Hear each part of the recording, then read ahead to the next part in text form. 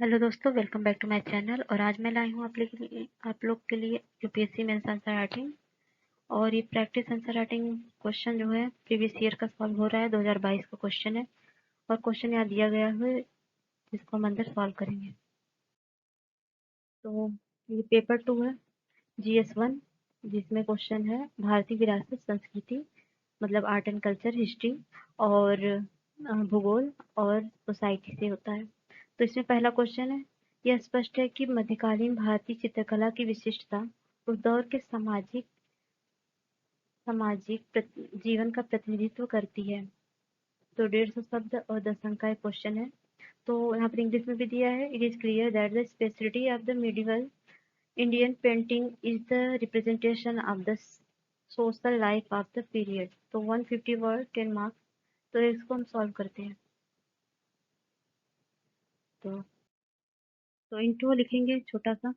तो मैं इसमें लिखेंगे इंट्रो में कि मध्यकालीन मंदिरों की मूर्ति कला उस दौर के सामाजिक जीवन का प्रतिनिधित्व करती है। ऐसा इसलिए है क्योंकि मूर्ति केवल सजावट का साधन नहीं है, बल्कि क्षेत्र की राजनीति, संस्कृति, इतिहास, धर्म, कर्म कांड और स्मारक आदि को चित्रित करने के लिए विभिन्न परिस्थितियों में मूर्ति कला का उपयोग किया जाता है। तो आप यहाँ तक भी लिख सकते हो और आगे भी लिख सकते हो।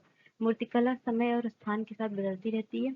कांस्य मूर्ति कला, मूर्तियां, भव्य मूर्तियां, परिष्कृत पत्थर की नक्काशी जैसी मूर्तियां, रूप मतलब मूर्ति कला जो रूप थी वो प्राचीन संस्कृतियों की सटीक छवियों और विचारों का प्रतिनिधित्व करती। तो इस तरह से आप आंसर देंगे, इंट्रो देंगे जो इफेक्टिव होगा। ठीक है, आप इससे भी बेहतर लिख सकते हो और बहुत सारे तरीके होते हैं। तो अभी इस तरह से अगर आप थोड़े से चीज़ों को एक्सप्लेन करते हुए इंट्रो लिखते हो तो वो काफ़ी इफेक्टिव होता है।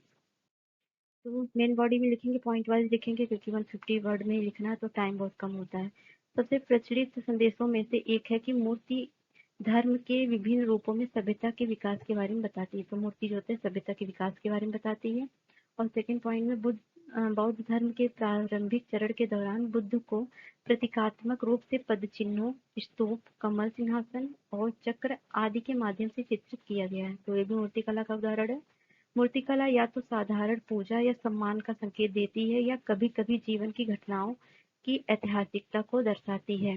ठीक है, जैसे बौद्ध धर्म के बहुत सारी चीजों के बारे में मूर्तिकला से ही पता चलता है।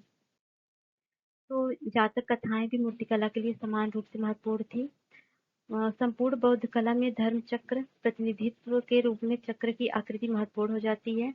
पहिया बुद्ध की शिक्षाओं का प्रतिनिधित्व करता है। चक्र के केंद्र में 3 छल्ले जो बौद्ध धर्म के 3 रत्न, बुद्ध, शिक्षक, धर्म, बुद्ध की शिक्षाएं, संघ, समुदाय का प्रतिनिधित्व करती हैं। धर्म की पूर्णता का प्रतिनिधित्व करने के लिए धर्म चक्र का प्रयोग किया जाता है। आगे देखेंगे, गंधार मूर्ति कला में बैक्ट्रिया, पार्थिया स्थानीय गंधार मूर्ति कलाओं का संगम था जो समाज की संरचना परंपरा को प्रकट करती है। मथुरा में स्थानीय मूर्तिकला परंपरा इतनी मजबूत हो गई कि यह परंपरा उत्तर भारत के अन्य हिस्सों में विस्तारित हो गई। और इस संबंध में अन्य सबसे अच्छा उदाहरण पंजाब में संघोल में मिली स्तूप की मूर्तियां हैं।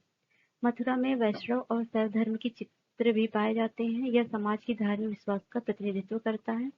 चोल मूर्तिकारों ने 10वीं शताब्दी ईस्वी के मध्य में कांस्य ढलाई शुरू की। इसी दौर में बनी नटराज की प्रतिमा हमें विभिन्न रूपों में पहला स्थान रखती है। तो नटराज की मूर्ति के बारे में कौन नहीं जानता। तो इस तरह से इस सारे एग्जाम्पल दिए हैं किस तरह से मूर्ति कला ने इफेक्ट डाला है, इसके बारे में बताया गया है। तो पॉइंट वाइज आप बताएंगे तो आंसर काफी इफेक्टिव होगा, नंबर भी मिलेंगे। तो कंक्लूजन छोटा सा, जीवन के विशिष्ट परिदृश्य मूर्तिकला में दिखाए जाने वाले लगभग सभी मूर्तियां और चित्रकलाएं आसपास के क्षेत्र में होने वाली गतिविधियों से प्रेरित होती हैं। मूर्तियों सहित कला के सभी कार्यों का उद्देश्य अंततः एक संदेश देना है। विचारों, धार्मिक विचारों, ऐतिहासिक व्यक्तित्व, यहाँ तक की वीर पौराणिक कथाओं को व्यक्त करने के लिए कलाकारों द्वारा मूर्तियां बनाई गई हैं। तो एलोरा की गुफाएं, अजंता की गुफाओं आदि में भी चित्रकारी, मूर्तिकला वगैरह के द्वारा काफी चीजें बयां की गई हैं। तो इस तरह से मूर्तिकला का काफी ज्यादा प्रभाव पड़ता है और उससे काफी चीज जानने को मिलती है और काफी मतलब कला के द्वारा ही तो हिस्ट्री के बारे में बहुत सारी जानकारी मिल पाई है। तो ये सारी चीजों को आप कंक्लूजन में लिख लेंगे। तो ठीक है, ये आंसर आप ऐसे ही लिखेंगे। और कैसा लगा ये आंसर और आप जरूर बताइएगा और अन्य आंसर भी आते रहेंगे। तो थैंक्स फॉर वॉचिंग, कैसा लगा फीडबैक दीजिए।